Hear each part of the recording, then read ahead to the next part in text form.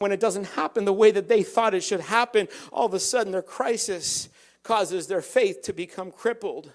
Don't let the enemy win. Don't let him cripple your faith this morning because of the crisis you might be going through. See, your setback was just God's setup for greatness.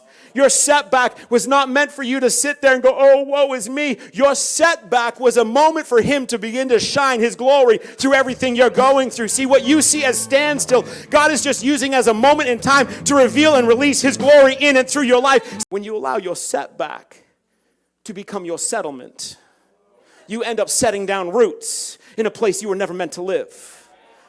See, where your setback has brought you was never meant to be a place for you to dwell. You were never meant to stop in your setback. It is meant to propel you forward. Those that allow the crisis to become their identity. Those who allow their crisis to become the defining moments in their life, to consume their thoughts. You know anyone like that? Don't look at them. When in the moment they begin to face crisis, that's all they talk about. All they talk about is the hurt they felt. All they talk about, they begin to talk about their problem more than their promise. And when you begin to dwell on the problem more than your promise, all of a sudden your hope goes to hell. Psalm chapter 1, verse 2 and 3. But his delight is in the law of the Lord. Are you meditating on the word?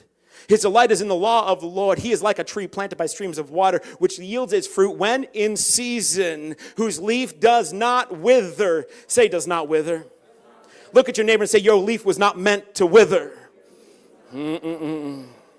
This scripture is not talking about meditating on the crisis, but it's saying to meditate on the Christ that has created a way through your crisis. It's telling us that if we keep meditating on him, our leaf will never wither. Your leaf, your faith was never meant to wither. When you talk about your problem more than your promise, you're driving your roots deep into the place where you're not meant to live. I need to tell someone this morning that your valley was never meant to be your village. Never meant to be your village. Your valley was never meant to be the place that you set up camp. Your setback was never meant to be your settlement. Your crisis was never meant to be your community. Your trauma was never meant to be your town. Your problem is simply a passageway through to his mountain.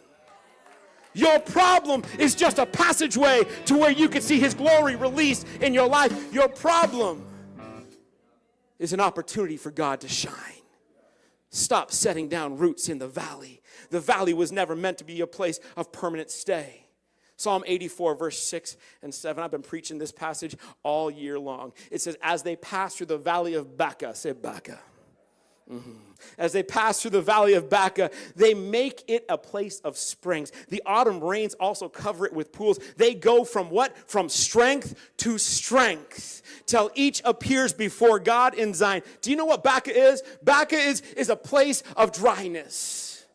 Baca is a type of balsam tree that survives in dry wadis, these dry valleys. Can I tell you, you were never meant to live in the dry valley.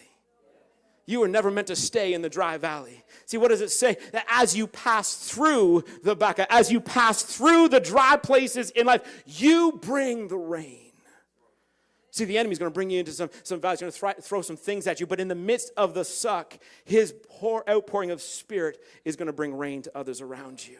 Psalm chapter 23 says this, even though I walk through the what? Valley.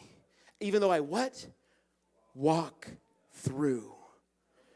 Walk through. Psalm 23, Psalm 84, we were never meant to set down roots in the valley. We were never meant to set up camp in the valley. The valley was a place that we were supposed to go through. And as we go through the valleys in life, we bring life to others that are stuck in the valley. We bring hope to others that have found no hope. All of a sudden, God can do something in the midst of your crisis. But sometimes it's hard to see. It's easy to preach. But when the crisis hits, sometimes it's hard to see. In the book of Ezra, we see the rebuilding of the temple. And as they're rebuilding